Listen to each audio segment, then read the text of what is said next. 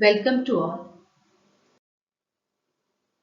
Myself Sarita Uttamrao Chandankar, Assistant Professor, Department of English, Srimati Vasalabai Naik Mahila Mahavidyalaya, Pusat, District Yavatmal, Maharashtra State. Today we will start the poem After Apple Picking.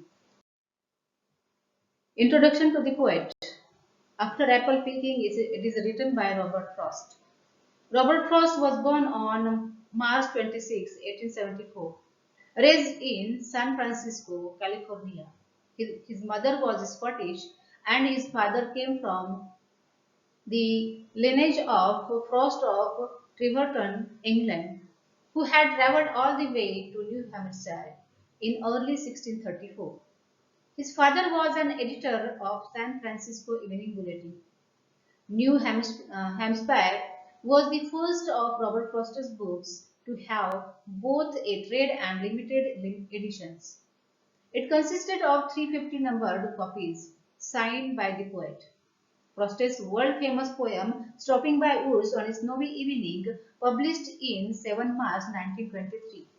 Our late Prime Minister Pandit Jawaharlal Nehru was so moved by the last quatrain of the lyric that he scribbled it on a paper and glued it to his working desk.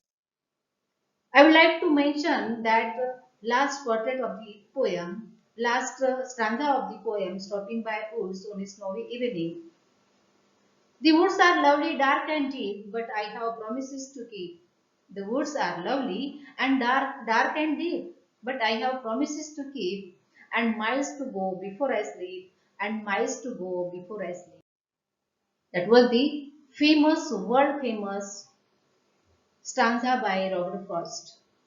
Robert Frost was one of the America's foremost poets. His poetry is characterized by the use of New England imagery and themes and colloquial language to explore complex philosophical issues and the human condition. He was awarded the Pulitzer Prize 4 times and was named the Poet Laureate of Vermont in 1961. He was also nominated for the Nobel Prize in Literature 31 times.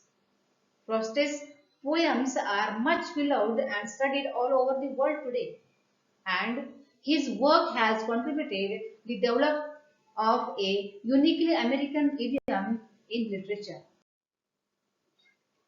Today we will start the poem After Apple Picking.